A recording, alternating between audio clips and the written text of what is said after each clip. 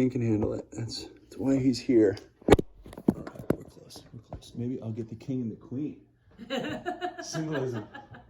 We're using chess pieces to hold up our friend right now.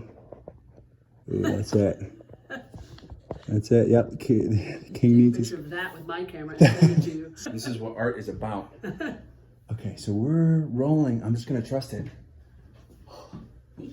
Carol Glenn. Hello. Thank you for your time.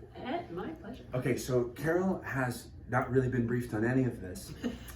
So we're tossing her right in, but I know you well enough to know that you'll swim and it's gonna be great. I am working on this project, and so I'm now coming to you partially as an interviewee, but partially as a student. When I was, high school. No, before high school, when I was 8.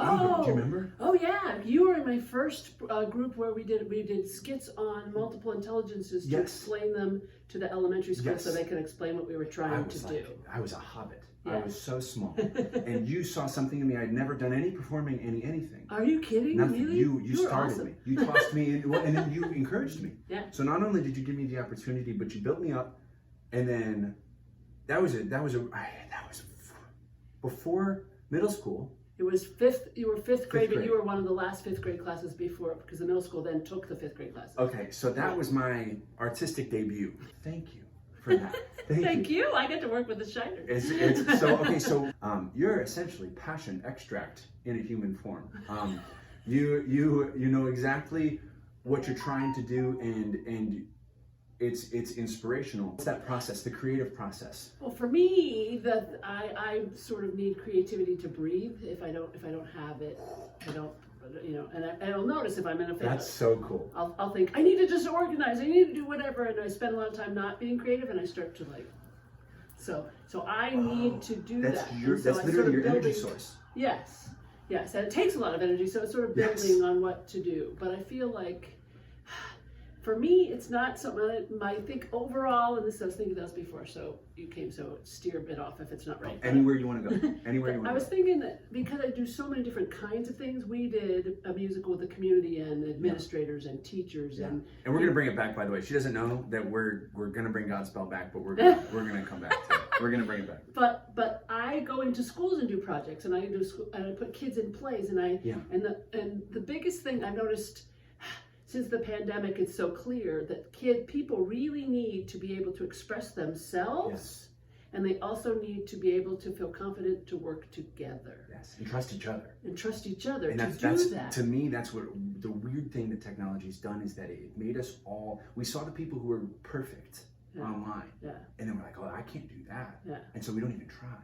Right. And you have to look silly to try, and be vulnerable so no one does, and we don't even know how to try. And kids, you go back to the kids, and the kids they're still trying to catch up. But if my goal, no matter what, I might do a 2nd grade play, I might do a high school production, I might do something else, or work with the community. But the point is getting people to feel confident in what they're doing and to work together. Yes. And if they can do that, then it's going to be magical no matter what. No matter what. There are people who do what I do, and they are interested in having the perfect production. They're the perfect production, and that's not and of course you want it to be good, but that's not the seed from where I work. And so because you deny yourself the creative flares that would organically pop up if it's too rigid, if it's too structured, or if they're I'm not looking for Broadway. I'm looking for passion. If somebody is in a show and they've never been in a show before and they're finding that out, they're so excited. You can't measure that. Just put a saddle on it and hold on. I've been doing this for years and years and years, but I'm still continually learning. And if I stop learning about the creative thing that's keeping me breathing, but also just learning anyway, then it shuts down and it doesn't work. I love that. What's been interesting and tricky and so stimulating about trying to put these interviews together is I'm going to all of these interesting different people who have such different frameworks, but what I'm trying to do is synthesize the logical explanation for what it is to run on this kind of energy, what it is to live your life based on the thing that you were made to do. And what if we all have something that we were made to be here for, and we've forgotten? What if we were just talked out of it because society's not letting you do that. I remember being in elementary school and performers came and did things on the stage, and I went, ooh, that's a thing? Yeah. But you see the energy between them, Yeah. and you're like, oh, that's kind of neat. Yeah. That's kind of neat. And they get to go do that. And I was And they live that way. Yeah. And it might not have all the money in the world, no. but they're happy. Yeah, but You you know? balance, but you also, the fun thing is, I also don't go to the same place to job every day. Yeah. And there are times where I have done that. I've worked at a couple camps, and Yeah. by the third week, I was trying to go. It's too structured. But I like the weaving of all the different things. Yeah. I worked with yesterday. Yeah. I worked with fifth graders all day, and then I worked with performed for little kids and parents, and then and that was Yeah. just yesterday. That's a Tuesday. Yeah. Okay. Huh? All right, Carol. Thank you so much for your Yeah. time, and thank you So for fun to see you. how hard you've worked to keep your light alive, because not a lot of people move like you move. And I'm realizing I'm now stepping away from my 9 to 5 and stepping into this new creative landscape and experiencing this thing that I know I'm supposed to be doing. I know it. Yeah. But you wake up and some days it's like, what am I doing? This is crazy.